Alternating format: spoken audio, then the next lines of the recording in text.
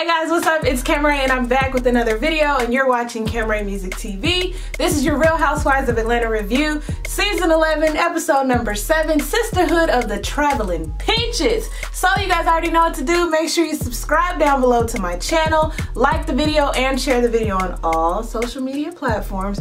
Follow me at Camera Music TV on Instagram and Twitter, and make sure you comment down below as we move through this review. So without further ado, let's get into this review. All right, so Portia has been put to work, honey. She is at Dennis's job working with his mother, Mama Gina. Okay, now she is in her full getup, and I couldn't help but notice, is this the same place that Toya sent her mom to go work for a day at when, you know, her mom needed a job? Wasn't her mom working there? Didn't the uniforms look similar? Anyway, besides the point. But well, Toya on Family Hustle, in case y'all don't watch it. But anyway, so Portia is back there in her blonde, honey, then tied the hair up, got the full t-shirt, hat, hairnet on, apron, all of it. And she is working. Now I say big ups to Portia because she is a team player. She knows how to have fun. She keeps a smile on your face, and then she can be serious, you know, romantic, funny, all of that. I love me some Portia.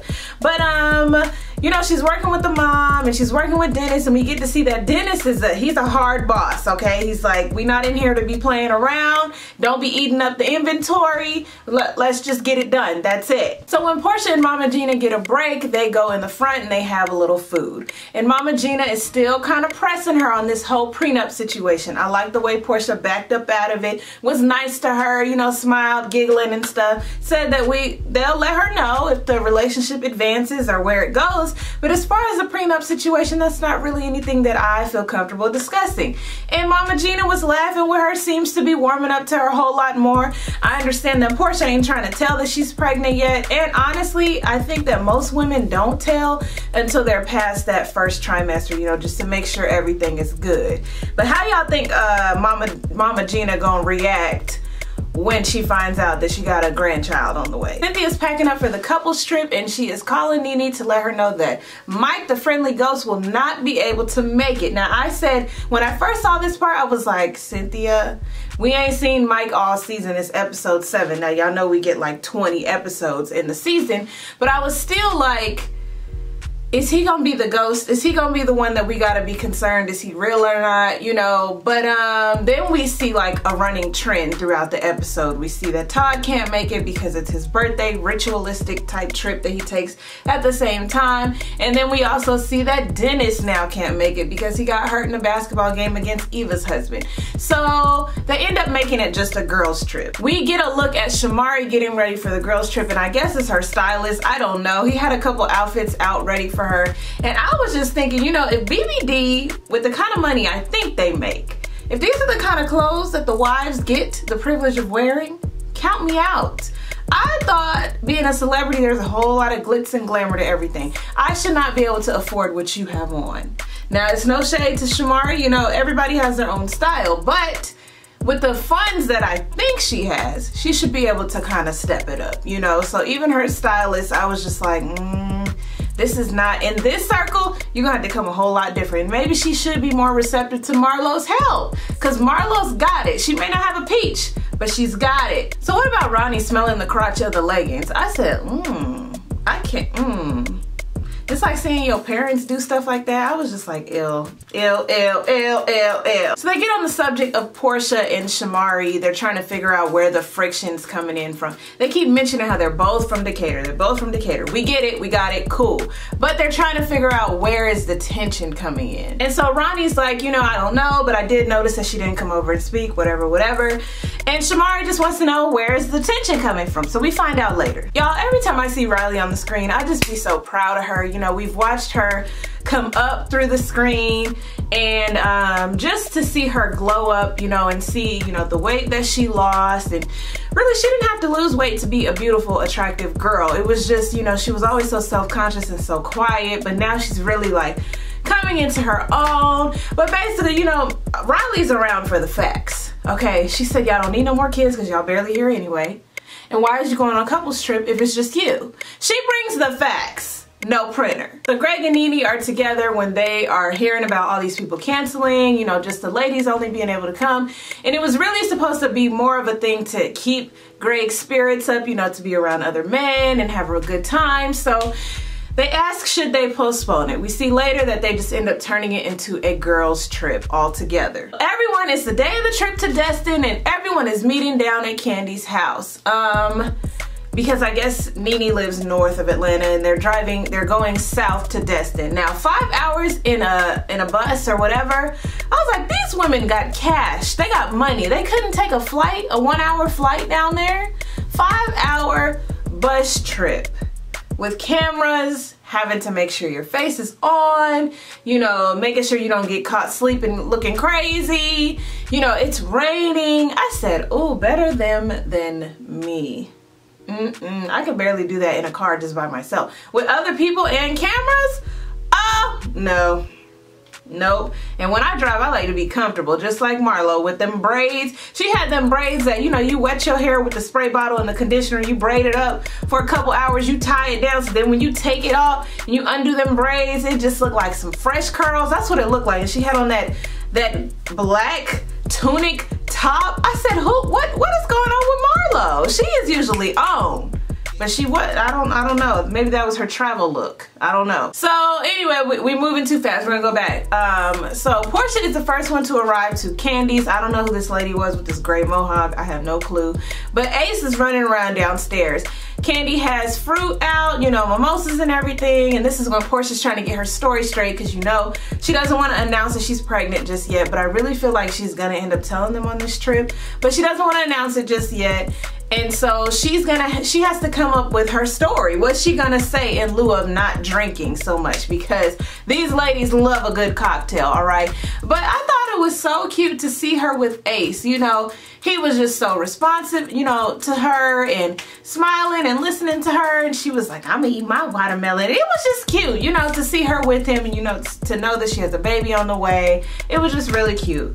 And also the drama with Candy don't even matter when it comes to kids, because they don't know. I just kept thinking, like, why are they going on this girls trip? Was it because stuff was already booked and they couldn't, like, cancel it? Because they were just in Miami, like the second episode, first episode, second episode, and now they're going back to Destin. I said, what is it about Florida? Everyone's arriving, and, you know, all these ladies got these heels on. Y'all know Candy live on like that hill with the slope. I was just like, not a good combination. I mean, I understand you want to arrive and look good for the cameras, but I would have had them flip-flops ready to go. So this is when Portia, she has come up with her excuse. She says that she's on an alcohol cleanse, and Tanya's like, what?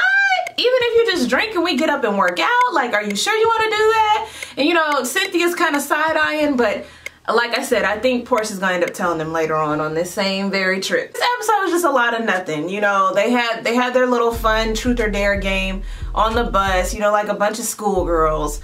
Had like some phone sex going on. Eva's was dry. Candy's was, you know, it was okay, but I mean, it was kind of graphic, but it was okay. And then, you know, Todd was asking all these questions, so it was a little dry. My eye is twitching.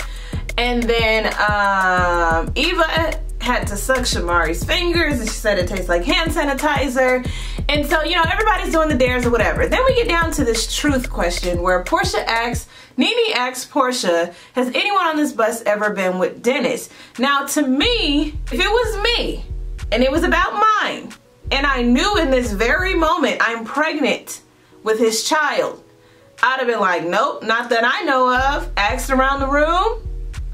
And then when it dovetailed into Candy knowing intel about him, I would have been like, my question was simply, has anyone on this bus ever dated him or been with him? If nobody can be straightforward with that, that's it. You guys are putting Portia's whole entire everything on the chopping block, you know, for entertainment. And Portia, like, you just keep feeding into it because of your sincerity, because of your you know, genuity. Like, you're genuine. You're a genuine person. Is genuity a word? Because you're a genuine person, you're going to answer it, you know, you want to be as truthful as you can, but you kept like, and tripping over the timelines and tripping over your words. And so it just really didn't look good. But I like, you don't owe these girls nothing. Your first husband was on the show with you. They just tore that all up. all up. Just ridiculed you for not wanting to go to the strip club and telling you that you need to be a more independent woman and not be so submissive to your husband. And then that didn't work out. So now this go around, you hold the power for how much you want to give these women. And you're a veteran so far on this show, so I don't feel like you owe any type of explanation. It is what it is, and honestly, I don't owe you a thing, and that's what it should have been. But she was just kind of tripping up over her words, and I was questioning why Nene would ask her that. That was weird. And you know, Candy was just so in tune. So anyway, after 5 hours and rain and messiness on the bus, we finally make it to the room. So Nene had everyone pull numbers on the bus. I thought this was a very confusing game to figure out who gets what room, because they pulled numbers and then they turned around and pulled names, and based on the number that you had, determined what order you went in, and based on what name you had, you were choosing their room. I was like, who made up this game? This is like, what? So anyway, you know, one of the rooms has bunk beds, and of course Candy is very concerned. She don't want the bunk beds, y'all know, because she do not play about them rooms. One of them has its own balcony, leads out to the pool. And so they pick all the rooms. Marlo ends up picking the bunk bed room for Tanya. And surprisingly, Tanya took this room with grace. She don't even have a peach, just like Marlo don't have a peach. But she took this room with grace. She didn't put up a fuss. It wasn't nothing like that. Okay, she took the room, went on about her business. And so the ladies sit down for dinner. I'm thinking, how long is this day? I know they didn't get to Candy's too early. I don't feel like it was that early in the day. So they drove 5 hours. Didn't even get to take a shower, wash up, or nothing. Went in there, they had the chef there, which was good. After a long drive, you know, you ready to eat something and lay it on down. You gotta take the makeup off, the lashes off, the hair off, wrap it up, call your family. Like, that seemed like it was a long day. They sit down to eat, and this is where more drama commences. So how does it start, you ask? Remember earlier in the episode that I did not mention, Eva was tired because she had just traveled to Miami for like a surprise bachelorette party, okay, with like 12 of her good girlfriends. So Cynthia sees it on Instagram, so she asked her at this dinner. And the farmhouse table, may I just say, I really liked. So anyway, she says, Eva, how was your bachelorette party? You know, it was good, you know, it was a surprise. So Portia says, I was invited, so how was it a surprise? Candy, messy. How was it a surprise if Portia knew about it? And then, you know, they get into all that. So, you know, she says it was a surprise. Eva's talking in circles, talking all over herself. Like, y'all, you can tell when she's lying because she's not direct. You know, she's direct with her shade. She's direct with everything else, with her reading and all that. But it's like, when it gets down to explaining herself, you can tell when it's a lie because she just be talking just like this. Okay, so then we get on to the subject of why Nene wasn't invited. If they're so close and she's supposed to be her big sister and she's even speaking at her wedding, why wasn't Nene invited? So it's just awkward. You know, because Eva's trying to explain the depth of the relationship and Marlo's kind of calling her out and Nene's just sitting there listening, but it's very awkward because everyone's like, if you're so close to Nene, because we never knew about y'all being this close, but if you're so close to her, why couldn't you have invited her to your bachelorette party? And Nene lets us know if she would have invited us. If she would have invited me, I would have simply said no, boo-boo. But the fact of the matter is, you make it seem like you guys are so close, and even her explanation of it all still wasn't good enough for me. Okay, so Portia's like, is that it? Hey, boy. Do you know the song called Sweet Caroline? Sweet Caroline. Because that is like a classic song. Everybody knows that. I don't think so. That's not, no.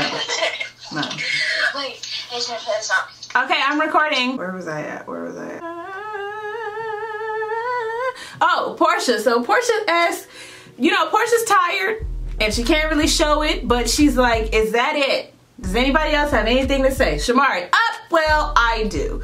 So Shamari asked, you know, what is the shade about? You know, I noticed that you didn't come over and give me a hug or a greeting at the, whatever, the the boobs and bourbon thing.